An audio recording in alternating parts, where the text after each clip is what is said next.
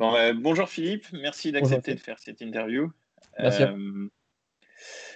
Euh, alors, je vais rentrer directement dans le vif du sujet. Hmm. Combien d'honoraires est-ce que vous avez signé via Prévisibilité, sachant qu'on a commencé à travailler ensemble en avril 2020, ou fin mars 2020, début avril 2020. On est aujourd'hui Hmm. le 25 novembre 2020, donc ça fait à peu près 6 mois. Combien d'honoraires est-ce que vous avez signé via Prévisibilité depuis le début de notre travail ensemble? Alors, malgré ce confinement, en fait, on a signé ensemble 28 000 euros d'honoraires, en fait, hors taxes, d'honoraires récurrents. Donc, en fait, Ok. voilà, ça veut dire que chaque année, je vais avoir voilà, ce seront des honneurs que je vais retrouver l'année prochaine, et ainsi de suite. À savoir qu'également, certains honoraires cette année, en fait, je les ai conclus pour un petit rabais, en fait, en faisant une offre commerciale. Et je vais certainement revoir pas mal d'honoraires à la hausse. Et donc voilà, 28 000 quand même d'honoraires récurrents. Et puis après, on est également sur de l'exceptionnel à peu près à 8 000 euros. Donc ça me fait 36 000 euros avec vous. Sans compter que vous m'apportez à la fois des clients, mais également, en fait, ces clients, forcément, ils font du bouche à oreille. Donc vous m'apportez aussi d'autres clients potentiels qui sont même pas comptés dedans. Vous m'apportez, il n'y a pas que du chiffre d'affaires, en fait. Il y a là-dessus, il y a du potentiel chiffre d'affaires supplémentaire. Et voilà un peu tout ce que vous m'avez quand même bien aidé à développer, quoi, avec ce Ok, chiffre d'affaires. cool. J'en suis content. C'est la meilleure gratification pour moi. Alors, on est rentré directement dans le vif du sujet parce que dans le passé, on m'avait reproché que mes interviews étaient trop longues et que du coup, les gens rataient le plus important. Ouais, Euh, mais on va revenir un petit peu sur vous ouais. et un petit peu sur votre parcours, ainsi de suite. Donc, est-ce que vous pourriez un petit peu vous présenter du coup quel a été votre parcours? Qu'est-ce qui vous a amené à l'expertise comptable? Ouais. Alors en fait, si vous voulez, donc depuis l'origine, alors c'était en S en fait, où j'ai eu une conseillère d'orientation qui m'a conseillé, voilà, qui m'a conseillé un petit peu, qui m'a montré différentes filières. Et là-dedans, en fait, il y avait la filière DCG, DSCG, DEC. Et en fait, moi, je voyais au bout, il y avait expert comptable. Et je voyais qu'il y avait eu tant d'études, que c'était un métier qui avait l'air assez intéressant. Bon, on faisait pas, on avait des responsabilités. Donc il y avait pas mal de choses qui me tentaient en fait. Et donc je suis allé voir en DCG, voilà, pour regarder un petit peu si ça me plaisait. Donc j'ai fait une première année en DCG. Et finalement j'ai accroché. J'ai accroché, donc j'ai obtenu mon DCG avec vraiment très peu de points d'avance, hein. J'étais à 0,25 points d'avance en DCG, donc vraiment limite. Après, en DSCG, j'ai commencé un DSCG en alternance. Celui-ci, donc, je l'ai réussi avec une plus grosse marge de manœuvre, hein. J'ai eu 14 en DSCG, contre toute attente, parce qu'en fait, mes profs pensaient que quand j'étais en DCG, que j'ai eu juste mon DCG avec très peu de points d'avance, ils pensaient que j'allais avoir des difficultés en DSCG, parce que le DSCG c'était compliqué, etc. Mais en fait, finalement, avec de la motivation, de la persévérance, on y arrive. Donc le DSCG, voilà, j'y suis allé. Ça, c'était beaucoup plus simple que je ne le pensais en fait. Et puis ensuite, je suis allé en deck directement. Alors ce qui est marrant, c'est que dès que j'ai commencé à être en deck, même avant, hein, j'avais toujours eu cette ambition de créer mon cabinet, d'être à mon propre patron. C'est toujours quelque chose qui m'a animé. Pour autant, l'expertise comptable, c'est pas quelque chose que j'ai toujours eu envie de faire.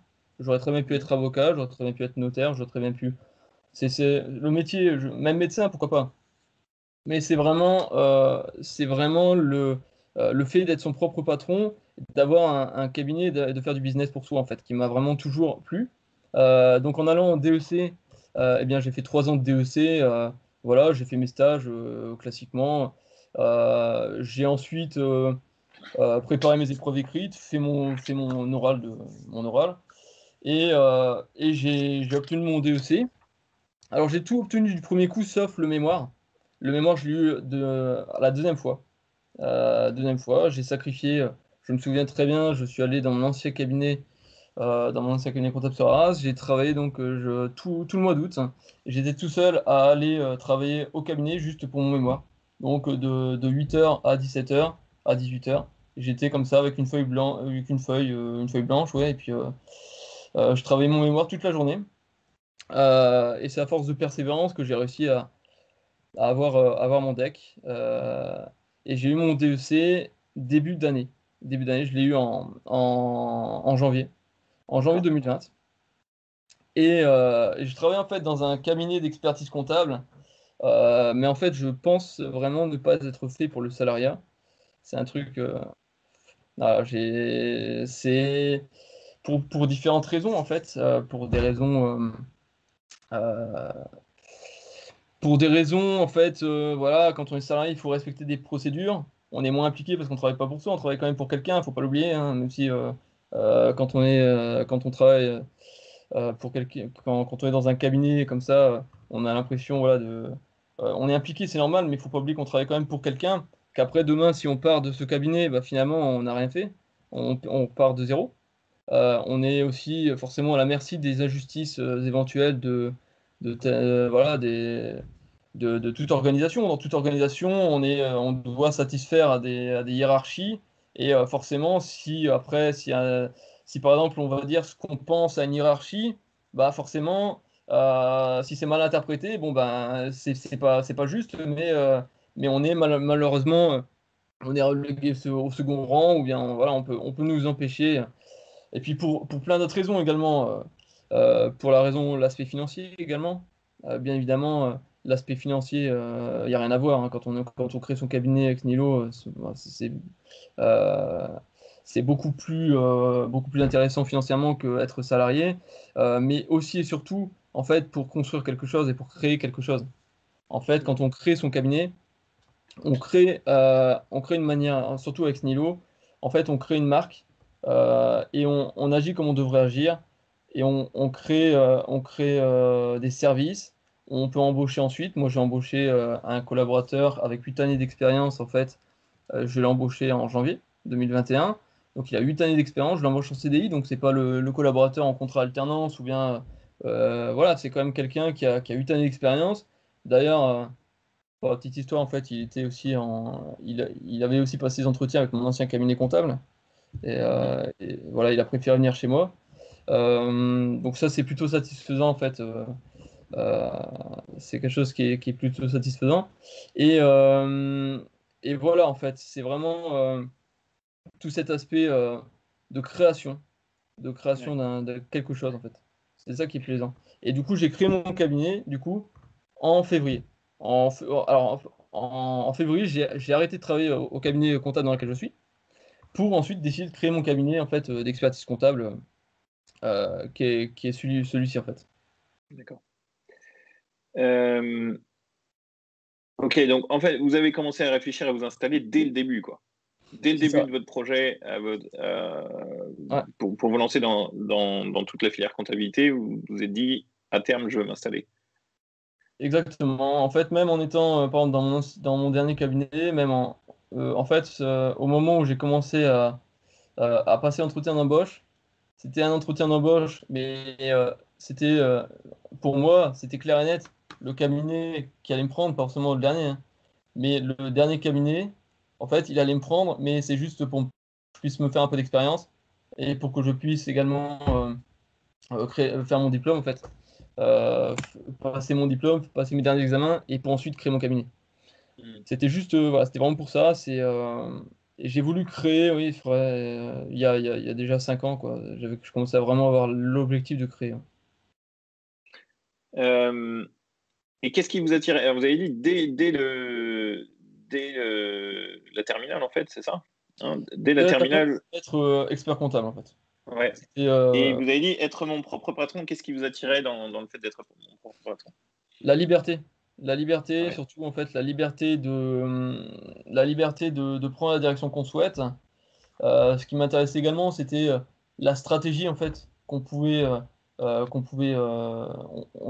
on a une stratégie et on décide de la stratégie. C'est un peu comme une partie d'échec en fait pour moi l'entrepreneuriat, la création d'un cabinet.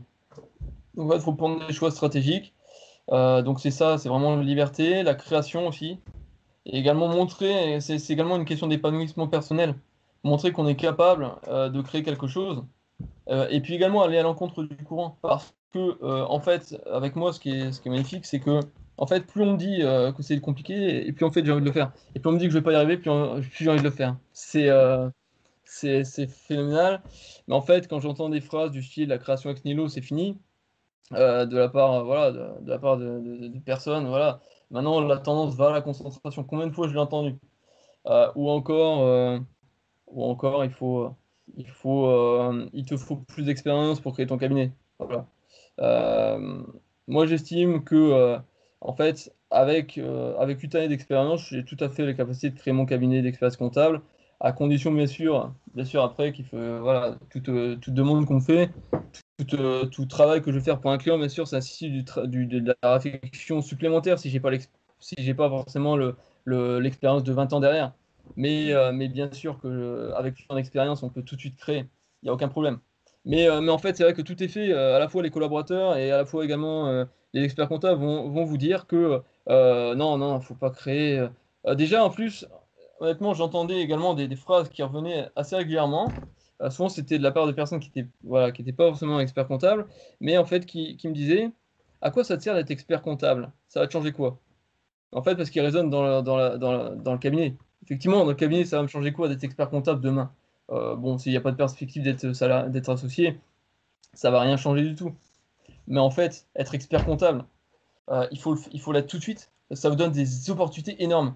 En fait, il faut savoir que quand vous êtes salarié dans un cabinet, dans une entreprise, euh, alors en fait, après, c'est un choix de vie, hein. C'est un choix de vie. Tout le monde n'est pas fait pour être expert comptable ex nihilo. C'est énormément de sacrifices, énormément d'implications. Mais en fait, quand on est expert comptable tout de suite, on a également des opportunités après, derrière. À partir du moment où on n'a pas, effectivement, je suis d'accord, totalement d'accord, que le lendemain, on n'est pas plus compétent à l'instant T, mais simplement, on a des possibilités beaucoup plus. C'est une clé en fait qui me permet d'ouvrir beaucoup plus de portes et d'être donc. euh, et, euh, et moi, ça fonctionne comme ça, c'est que moi, ça m'a permis d'ouvrir la porte de la création ex nihilo. Et, euh, et en fait, là, je suis 1000 fois plus compétent que ce que j'aurais pu être si j'avais été salarié.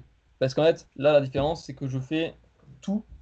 Je gère les missions que j'ai envie de gérer. Et en fait, mon objectif, c'est vraiment de travailler pour le client et pour satisfaire à ses besoins. Un client a un besoin particulier, eh bien, je vais aller faire ce qu'il faut faire pour réaliser et pour répondre à ses besoins. Et en fait, bah, des fois, ça tombe sur des champs de compétences qui ne sont pas les miens. Eh ben, donc, là où dans un cabinet d'expertise comptable, bah, dans ce cas-là, il y aurait service juridique ou bien ceux qui font que certains aspects ou certains aspects stratégiques qui soient uniquement faits par les experts comptables, bah là, en fait, je le fais, en fait. Je le fais, je suis au premier rang de tout. Donc, c'est ça qui est vraiment pas mal, c'est que ça augmente la compétence aussi.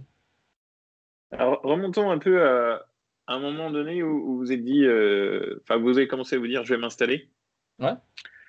enfin, au moment où ça devenait de plus en plus concret, hein, à l'approche du diplôme et ainsi de suite. Quelles inquiétudes est-ce que vous aviez à ce moment-là? Ah, l'inquiétude, c'est vrai, ça c'est une inquiétude qui est commune à tout le monde, hein, surtout ceux qui créent ex nihilo. C'est comment je vais faire pour trouver mon premier client. J'ai pas de réseau, j'ai rien en fait, hein. Donc comment je vais faire pour trouver un client? Le trouver sur les plateformes numériques. Moi je pensais quand j'étais justement quand j'étais encore salarié, je pensais qu'en fait voilà faut aller dans les soirées, faut aller se faire du réseau, c'est comme ça voilà. Mais en fait je connaissais pas du tout en fait je savais pas qu'on pouvait démarcher en numérique. Donc vraiment ce qui me faisait le plus peur pour répondre à notre question, c'est vraiment trouver le client en fait, trouver le premier client. Et donc forcément, je me voyais tout de suite en fait ne jamais trouver de client et donc commencer à aller un petit peu dans les rues, dans les bars, rentrer dans les bars et puis me présenter, donner ma carte, faire du phoning à répétition, faire du mapping en fait, c'est-à-dire que j'allais barrer toutes les routes que j'avais faites et puis j'aurais fait vraiment comme ça du physique en fait. Hmm. C'est ça qui me faisait peur. Mais en fait, le truc, c'est que c'est un risque que j'ai pris. Effectivement, j'étais un petit peu dans l'incertitude. Mais en fait, je me disais en même temps, parce qu'il y avait ça qui me faisait peur, je me disais en même temps, bon, je suis expert comptable. Euh, Là, si je fais une rupture conventionnelle, je vais toucher le chômage quand même pendant 2 ans. Quels sont les frais de mise en place d'un cabinet? Un logiciel, ok, le coût il n'est pas énorme, hein. L'ordinateur, Internet, il y a vous. Mais vous, c'est en fait finalement, si on trouve du chiffre d'affaires, on vous paie. Donc il y a, il y a vraiment, il n'y avait pas vraiment de risque en fait quand on regardait, quand on raisonnait en fait. Il y avait Mhm. effectivement l'inquiétude de part de clients, mais et alors si je trouve pas de clients, bon bah voilà, si je trouve pas de clients, bon bah le risque c'est de, de prendre un peu sur mes deniers, mais en fait quelque part j'ai le pôle emploi aussi, donc c'est une gestion. Voilà, il y a pas vraiment beaucoup de risques en fait, à créer son cabinet. Ouais. Et je vois votre envie d'être patron dès la terminale. Hmm. Vous avez de la famille, hein, dans votre famille, c'est une famille d'entrepreneurs ou pas du tout, ou comment c'est? Alors moi, j'ai mon père et ma mère qui avaient des magasins autour de D'accord. bébé, qui avaient des franchises, qui étaient en train d'aller également, ils étaient en train d'acheter un restaurant, mais ça s'est pas fait au final. Mais donc j'avais quand même effectivement qui était patron, ma mère aussi. Euh, c'est ça également qui m'a fait. Alors, c'est peut-être ça. Alors il y a peut-être ça, mais après c'est aussi le fait que en fait, je pense que je suis. Il y en a qui sont faits pour être salariés parce qu'ils respectent les procédures, etc. Il y en a qui sont pas, qui sont pas faits pour forcément pour être salariés. Moi, j'ai éprouvé trop de frustration en fait. Euh, voilà, c'était trop de frustration à être en salariat et je voulais plus de liberté. Et en fait, voilà, je voulais quand je devais dire quelque chose, ben, en fait, le dire tout simplement et pas chercher mes mots à chaque fois que je parle et pas chercher la manière de faire, etc. En fait, avoir ma propre stratégie, avoir mon mot à dire tout simplement et pas être un pion. On sait pas. Moi, j'aurais des salariés, donc c'est un petit peu Et alors débile ce que je dis peut-être aussi, mais comment? non, non, c'est pas débile, mais Ouais. justement, comment Non, vous non. allez, Ouais. comment vous allez gérer vos salariés du coup? Avec ce recul, avec voilà, vous, la manière dont vous l'avez vécu, comment est-ce que vous allez faire pour eux? Bah, en fait, on va fonctionner en objectif déjà, c'est-à-dire qu'il y aura des projets d'entreprise, des objectifs. Alors il y aura à la fois les dossiers, mais il y aura aussi des projets qu'on va mener, donc mettre en place une organisation, mettre en place de nouvelles choses, faciliter l'organisation, faciliter par exemple, automatiser les saisies, mettre en place de nouveaux logiciels. Donc je vais toujours, à chaque fois, il y aura des projets que les salariés auront à faire, que Mhm. mes collaborateurs auront à faire. Il y aura aussi beaucoup de formation, parce que je pense que la formation, c'est quand même assez motivant. Euh, il y aura également mise en place du télétravail, parce que dans un premier temps, je n'aurai pas de locaux, en fait.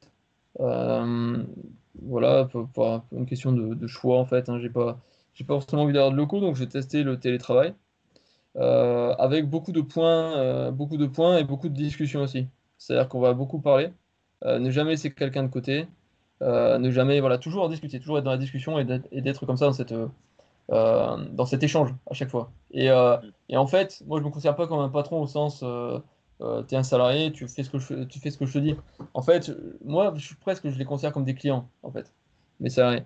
Au plus, plus parce que dans le sens où ils sont dans mon entreprise.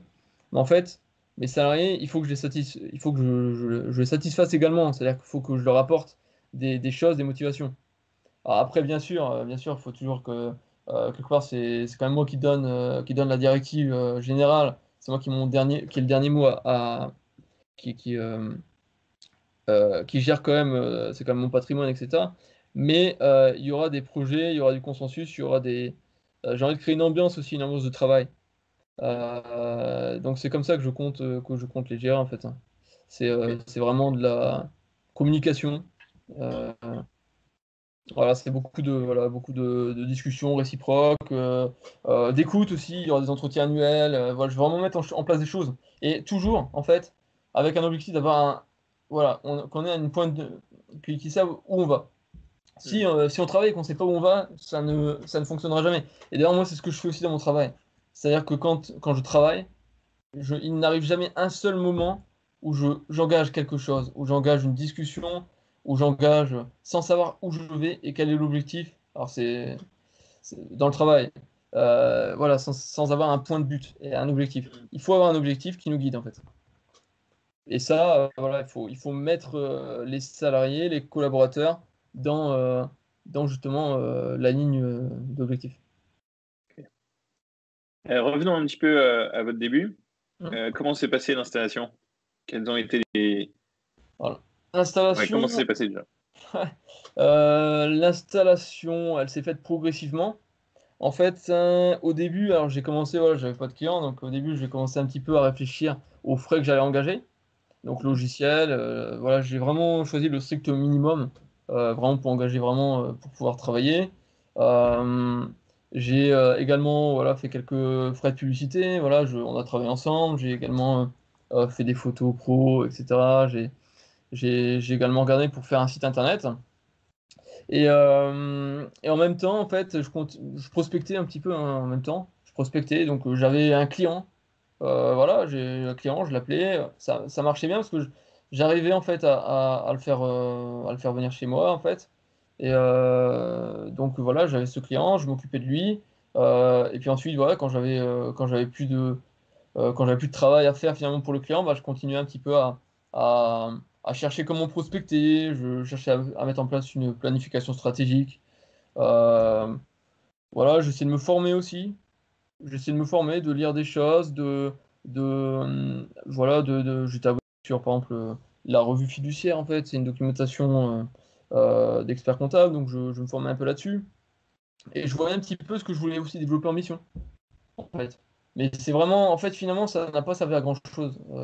Mais ça n'a pas servi à grand-chose dans le sens où, en fait, ce qui a été vraiment le plus utile, c'est à chaque fois que j'ai un client et que il me fait une demande. Et en fait, là, je réponds à sa demande directement. En fait, le fait euh, par exemple, de réfléchir aux missions que je développe sans avoir de client en face, bon, c'est un peu perdre du temps en fait. Du moins, c'est surtout regarder, lire, mais quand on ne le met pas en pratique, c'est un peu du vent, je trouve. Donc, mais voilà, je regarde un petit peu, je tâtonnais. Et en fait, dès que j'avais un client, bah, j'allais le voir, et puis je téléphonais avec lui, et puis je signais un contrat, et voilà, ça s'est fait progressivement en fait. Ok. Et qu'est-ce que vous avez fait au début pour chercher des clients? Alors, au début, je me suis inscrit sur des sites de freelance, en fait. Mhm. Donc, c'est voilà, des sites de freelance où en fait on poste un petit peu son profil. Et puis voilà, après les personnes intéressées, elles viennent comme ça nous contacter, elles nous envoient un message, et puis ensuite on discute. Et puis ensuite, voilà, après on téléphone. Et ensuite, je propose une mission. Ça, c'était vraiment avec des clients voilà, c'était des clients dématérialisés. Dans un premier temps, c'était vraiment des clients qui étaient assez loin, qui n'étaient pas forcément locaux. Et puis ensuite, allez, à partir du mois de mai-juin, en fait, j'ai commencé à développer plutôt des clients locaux. Donc, en fait, j'allais les voir directement chez eux, et puis en fait, on discutait. Euh, et, euh, et voilà, quand il y avait une accroche, après, j'envoie le contrat de mission, et puis on travaille ensemble. Voilà. À savoir que c'est vrai que le confinement, ça peut faire peur, hein. Travailler en plein confinement, c'est quelque chose qui est source d'inquiétude aussi. Mais en Ouais. fait, le confinement ne m'a pas affecté. Le Ah confinement ouais? ne m'a pas vraiment affecté parce que en fait, à mon avis, je suis trop petit pour pouvoir être affecté en fait. Quand on commence comme ça avec Nilo et qu'on n'a pas de collaborateurs, qu'on n'a pas vraiment de charge, je suis vraiment trop petit pour pouvoir être touché par une crise. En fait, une Mm. crise, ça va commencer à toucher, à mon avis, les entreprises. Alors, ça dépend le secteur. Bien sûr, les restaurants, ils vont être touchés immédiatement. Mais pour les experts comptables, par exemple, bon, déjà, dans le secteur d'expertise comptable n'est pas trop touché par les crises. Mais pour vraiment qu'il commence à y avoir une perte de productivité, je pense qu'il faut avoir déjà des salariés, avoir un certain chiffre d'affaires. Et moi, j'étais vraiment tellement petit que je ne pouvais que me développer, en fait. Mais ça aurait pu impacter. Est-ce que vous avez signé des clients pendant le confinement? Ça aurait pu Ouais. impacter votre départ? Oui, j'ai Non, signé des clients. Ouais, ouais, j'en ai ouais, signé, mais j'en ai signé moins que quand on était plus confiné. J'ai d'accord. remarqué vraiment un peu le mois de juillet sur le tableau en fait. Le mois de juillet, il était vraiment beaucoup plus important que les mois de mai-avril. Donc j'ai réussi à signer, mais c'était un peu plus laborieux quand même. Ok. Laborieux, c'était que des clients sur Internet. Et après, en fait, j'ai commencé à avoir des clients vraiment physiques, quoi. Ok. Et là, c'était beaucoup plus. Là... Après, il y a des techniques à voir, quoi. Il y a des techniques de prospection. Euh, donc les techniques, voilà, si je peux vous dire juste, mais ça c'est vous qui me l'avez aussi dit. C'est par exemple, vous avez un appel d'un prospect, en fait vous arrêtez presque ce que vous faites en fait, et vous allez voir le prospect, vous allez voir la personne. Parce qu'en fait, il y a une première règle, c'est qu'il faut être absolument le plus réactif possible quand vous avez un prospect. Il faut le temps, chaque minute qui passe, c'est une chance en moins de décrocher le contrat. Euh, donc c'est après ensuite, comme vous m'avez dit, c'est discuter avec lui de ses projets, discuter avec lui de la manière dont vous pouvez l'accompagner. Et puis après, seulement à la fin, parler des tarifs. Mais jamais parler de tarifs par téléphone, par exemple. Ça, c'est quelque chose que vous m'avez dit. Mais j'ai eu beaucoup de, moi, j'ai eu beaucoup d'enseignements de votre part aussi sur la manière de faire, sur la manière de trouver des prospects. Vous m'avez vraiment dit comment faire pour. Voilà, c'est ça aussi qui est pas mal, c'est que voilà, j'ai eu des manières de faire. Vous m'avez inculqué quelques manières de faire. Après, c'est la pratique. Après, on prend une routine, quelque part. On prend une routine. Ouais. Dès qu'on a un appel, on va Comme vous voir le l'avez dit, prospect. c'est une fois confronté à la réalité qu'on apprend le plus en fait. Hein. Vous vous souvenez alors j'ai regardé quand est-ce qu'on a commencé? On a commencé exactement le 21 avril, là qu'on a Ouais. lancé le programme. Est-ce que vous vous souvenez quand est-ce que vous avez reçu les premiers appels de prospects via Prévisibility? Alors, quand j'ai reçu les premiers appels, ça devait être peut-être une semaine après, non? Ouais, c'est à peu près ça, dans 3 jours, non, une semaine après, ouais, exactement. Je me souviens du premier Euh, client que j'ai signé avec vous, je crois. ouais, C'était une entreprise de BTP. Je l'ai signé assez vite. En un jour, c'était une entreprise dans le Nord-Pas-de-Calais. Mais oui, je me souviens de la manière dont j'ai fait. Ouais. Mm. ouais. C'était un rendez-vous physique 21 aussi. avril, et lui, le premier client que vous avez signé, il a appelé le 14 mai. Ouais, Donc, ouais, 3 semaines. Trois ouais. semaines. Et vous avez signé le lendemain, donc 15 mai. Ouais, ok. Donc 3 semaines, premier client, c'est bien. Ouais, Ouais, ça met en confiance, on va dire, dans c'est dans le clair. programme. Non. C'est clair, non, mais totalement. Après, il faut identifier aussi pourquoi est-ce qu'on arrive à les signer, pourquoi est-ce que. C'est ça met en Et confiance, ça rôde en fait. Hein, c'est intéressant ce que vous dites. À chaque fois que vous faites cette réflexion-là, vous vous dites qu'est-ce qui a fait que j'ai réussi à le signer ou pas. Ouais, ouais. En fait, c'est ce que j'essaie de faire au plus, ouais, c'est se remettre en question aussi beaucoup. En fait, quand il y a des moments où on a des coups de mou, hein. Des moments où Ouais. on est moins motivé, etc. Et en fait, il faut aussi accepter de dire j'étais mauvais. Mmh, Il y a des erreurs que j'ai commises. Par exemple, parler de tarifs au téléphone, par exemple. mmh. Ça, c'est des erreurs qu'on commet, parce que bon, les clients, du coup, ils vont trouver quelqu'un de moins cher.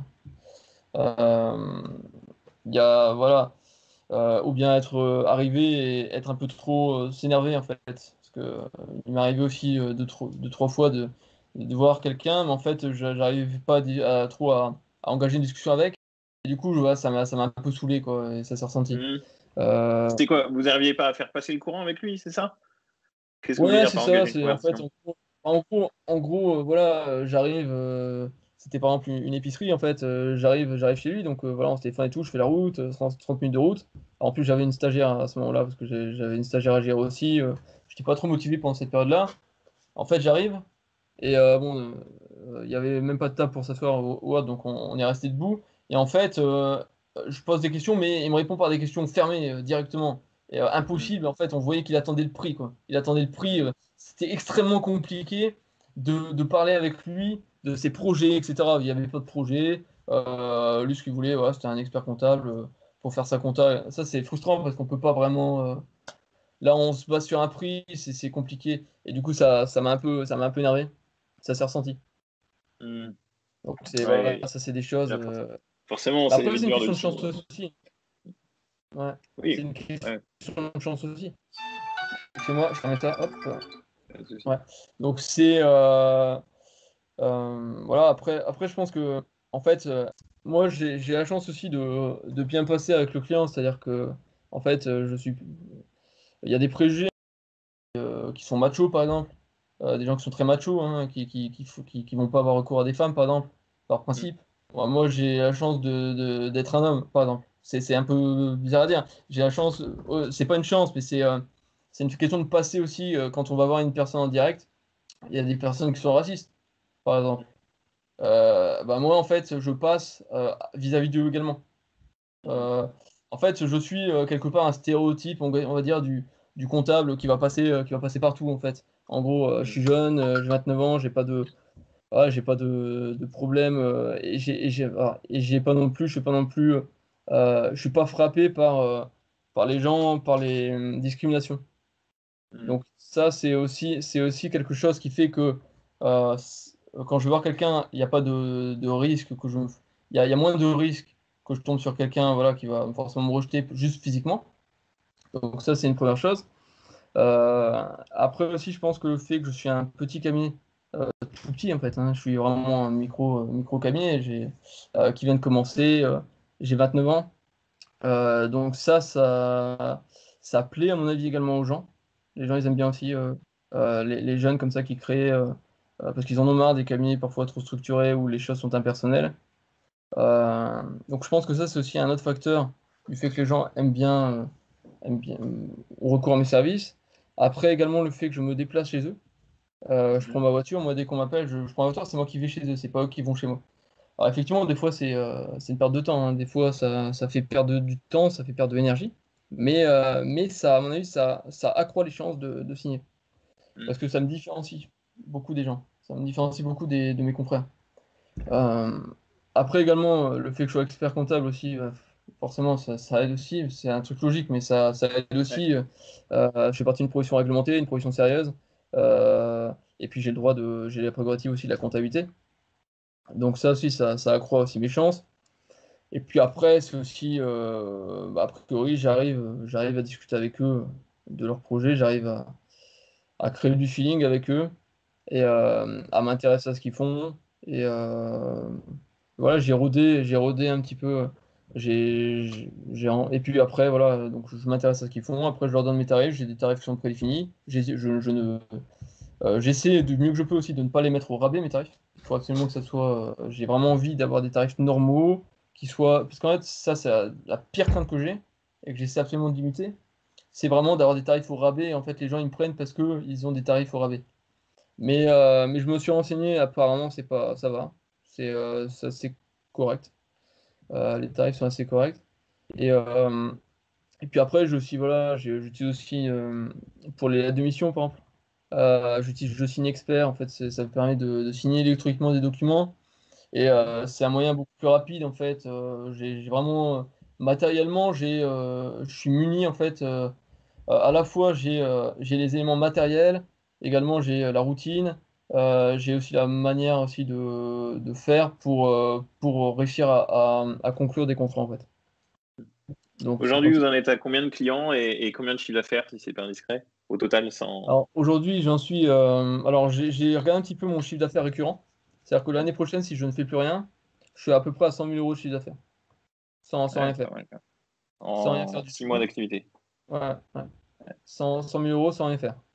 Là-dedans, bon, à mon avis, il y aura quand même des clients qui vont partir. Alors qu'ils vont partir, pas parce qu'ils vont plus vouloir travailler avec moi, mais à mon avis, dans toute création, il y a des risques que les clients, que certaines personnes arrêtent leur activité ou qu'il y ait des soucis, je pense, hein. Donc, voilà. Mais après, voilà, je pense que je vais continuer à trouver des nouveaux clients, donc ça va augmenter. Ça va augmenter. Je pense que je suis vraiment bien parti pour avoir un bon développement. En plus, j'ai mon collaborateur qui va arriver en 2021, donc ça va me permettre aussi d'avoir plus de temps Mhm. pour trouver les clients. Parce que je vous cache pas que c'est beaucoup de travail, Ouais. beaucoup de boulot. Ouais. Euh, ouais, d'ailleurs, c'est intéressant parce que vous passez combien de temps aujourd'hui sur votre prospection et combien de temps sur la production et la gestion des clients existants? Euh... Bah là, en fait, maintenant, je commence à avoir pas mal de clients. Donc, Ouais, je dirais qu'allez, sur la prospection, je passe 30%. quand même. 30%, 70%. Ouais, parce que là, je commence à avoir des clients là. Donc, à mon avis, il faut satisfaire quand même à leurs besoins. faut les accompagner dans leurs projets, etc. Donc, je peux pas passer tout mon temps à faire de la prospection. Mais c'est vrai que je consacre énormément d'importance à la prospection. En fait, Et vous faites des journées de combien? c'est des journées très longues, hein, c'est 9h, 13h, 14h, 23h, quoi. Du lundi au Donc, dimanche. 9, ça fait 13, c'est ça? Ouais. Non, 9h, 13h. 9h, 13h, ça fait 4 heures, plus 4h, ouais, plus 9, c'est ça? 14h 14, à 23h, ça fait 9h, ouais, c'est 13h. 13h 13h, par et vous dites du lundi à quoi? au dimanche, hein. Ah oui, quand même. Ouais, non, mais après, il y a des jours. Non, mais je travaille tous les jours, c'est sûr. Après, je travaille pas 13 heures de moyenne. En moyenne, on va dire que je travaille 9 heures. 9-10 heures en moyenne. Donc, ouais. Ouais, bah, hier, j'ai terminé à 23 heures hier, hein. Régulièrement, même plus que 23 heures, 23h30. C'est Ouais, donc, c'est beaucoup d'investissement, hein. hmm. Il Et vous faut. en donnez les moyens. Ouais, c'est ça. Hmm. C'est la persévérance. Il n'y a pas de secret. Pour développer, je pense que moi, pour développer, en fait, c'est la persévérance. Hmm. C'est la stratégie aussi. Avoir une bonne stratégie, avoir un bon objectif. En fait, moi, je suis joueur d'échecs également, en fait. Et en fait, en tant que joueur d'échecs, j'ai appris certaines choses. Les échecs, c'est vraiment une passion. Et j'ai appris, en fait, que quand dans une partie d'échecs, vous avez une partie, voilà, vous avez des objectifs, des faiblesses adverses. En fait, il faut coordonner tous ces pions, toutes ces pièces pour justement attaquer cette faiblesse. Voilà, de manière globalement, de manière empirique, c'est comme ça. Et dans mon cabinet, c'est la même manière, c'est-à-dire que j'ai un objectif et je vais coordonner toutes mes actions pour réaliser cet objectif. Et ne jamais se disperser. Des fois, vous avez des gens qui m'appellent pour me proposer des logiciels, pour me proposer tout et n'importe quoi. Je les refuse. Euh, voilà, il faut vraiment se concentrer sur ses objectifs et voir quel est votre intérêt en fait à faire ça. Pourquoi est-ce que vous le faites? Voilà. Et en fait, parce que si vous vous dispersez, si vous perdez votre objectif, en fait, le travail, ça sert à rien. Il faut avoir un objectif, des actions. Et après, la persévérance. Est-ce que vous diriez, est-ce que vous avez des conseils pour les experts comptables ou ceux, les mémorialistes, peut-être, qui hésitent encore à se lancer? Euh, En fait, il faut analyser les risques. Est-ce que vous prenez des risques à vous lancer ex nihilo, par exemple? Alors après, je vous dis pas si vous achetez une clientèle. Si vous achetez une clientèle, c'est peut-être différent. Je ne vais pas me prononcer sur ce que je ne sais pas, parce qu'il y a d'autres données. Mais quand vous créez ex nihilo, il n'y a pas vraiment de risque parce que vous pouvez créer un cabinet de chez vous. Déjà, vous avez pas, faut arrêter avec cette idée de prendre un local. C'est pas du tout obligatoire. Vous pouvez très bien développer comme ça tout seul. Vous n'avez pas vraiment de risque en fait à créer votre cabinet ex nihilo. Euh, Créer son cabinet aussi ex nihilo, ça vous apporte vraiment des compétences et vous avez aussi une meilleure vision du business que d'autres personnes qui n'ont jamais créé de leur vie. Parce que en fait, vous accompagnez des gens qui créent, qui prennent aussi des risques. Vous les prenez également. Et vous savez ce que c'est que vous concentrez sur la prospection commerciale, vous connaissez un peu tous les aspects de la création et vous avez les mêmes problématiques qu'eux. Donc déjà, vous pouvez aussi mieux les conseiller. Et puis après, ça vous permet également de vous développer en termes de compétences. C'est hallucinant. C'est hallucinant ce que vous pouvez vous développer. Là, moi, par exemple, rien que sur la compétence, j'ai fait des formations. J'ai choisi mes formations que je voulais faire. Voilà. Qui peut le faire en tant que salarié? Moi, si je veux, demain, je fais une formation de ça. Je fais ce que je veux, en fait. Je fais tout simplement ce que je veux et je développe les compétences que j'ai envie de développer. J'ai pas besoin de l'autorisation de quelqu'un. J'ai pas besoin de prendre des congés. Je fais ce que je veux. Donc ça vous permet également de développer les compétences. Après, financièrement vous allez être, durant moi, en ce qui me concerne, c'est 3 fois plus que ce que je gagnais dans mon ancien cabinet. Donc c'est vraiment, honnêtement, Et il faut pas écouter également toutes les personnes qui vont vous dire que c'est compliqué, toutes les personnes qui vont vous dire qu'il vous faut plus d'expérience, qu'il faut attendre, qu'il faut... Parce que à attendre, en fait, finalement, quand on attend tout le temps, finalement, on ne fait plus rien. Il faut à un moment donné prendre... voilà, c'est la prise de risque. Moi, je suis joueur d'échecs et j'aime bien une citation de Xavier Tartakower. En fait, c'est un grand joueur d'échecs, un grand maître aux échecs. qui dit, alors peut-être que la citation que je vais dire, elle est pas dite comme ça, hein, mais celui qui prend des risques peut perdre, mais celui qui n'en prend pas perd toujours. Mm. Donc en gros, il faut prendre des risques. Euh, Celui qui prend pas de risques, il va jamais gagner. Il va toujours perdre en fait. Mm. Il faut savoir prendre des risques pour s'élever. C'est comme ça. Si on reste dans sa zone de confort, si on commence à douter tout le temps, on n'avance jamais. Mm. Donc voilà, ce sont les conseils que je donnerais. Ok. Merci beaucoup, Philippe. Pas de problème, merci à toi. Est-ce que vous avez d'autres conseils ou d'autres remarques que vous voulez évoquer ou on a à peu près tout couvert? Bah après, en gros, pour résumer, créer ex nihilo, c'est un choix. Après, c'est pas le choix unique, hein. Moi, je Mhm. suis assez ouvert, hein. Il y en a, c'est pas forcément le bon choix pour tout le monde. Faire ce que je fais, alors déjà, faut se remettre en contexte. Je suis que 6 mois de création. J'ai qu'un cabinet de 6 mois. Je suis en train de développer, c'est bien, mais faut aussi du moins redescendre. Je suis pas le fondateur de Facebook ou voilà, je suis en développement, mais j'ai pas non plus un business story. J'ai pas un success story énorme non plus. Euh, euh, je dirais qu'il faut voilà, tout le monde n'est pas fait pour créer Ex Nihilo. Quand on crée Ex Nihilo, il y a énormément d'avantages. C'est une aventure. La création Ex Nihilo, c'est vraiment une aventure humaine, une aventure d'épanouissement de soi. C'est extrêmement challengeant. C'est très très intéressant dans ce sens-là. Ça demande par contre beaucoup d'investissement et j'ai conscience que moi, j'ai 29 ans. Voilà, j'ai pas d'enfants. Donc finalement, moi, je peux faire des choses que d'autres personnes ne pourront pas faire parce que c'est impossible. C'est impossible quand on a des enfants, quand on a des obligations familiales, c'est impossible. Donc il faut aussi se remettre les choses dans le contexte, hein. Je suis jeune aussi, j'ai 29 ans, donc j'ai quand même beaucoup d'énergie que quelqu'un qui créerait à 50 ans n'aurait pas forcément. Ça, faut aussi remettre ça. Mais en tout cas, oui, créer Ex Nihilo, si vous hésitez, foncez en fait. Faut pas trop hésiter. Il faut à un moment donné foncer parce que vous prenez pas vraiment de risques. En fait. Mhm. Ok. Merci beaucoup, Philippe. Pas de problème. Euh, Bonne journée. Et puis, si vous voulez suivre les pas de Philippe, n'hésitez pas à nous contacter. Il Allez, n'y a à pas de souci. bientôt. À bientôt, merci. Au revoir. Merci. Bonne journée, au revoir.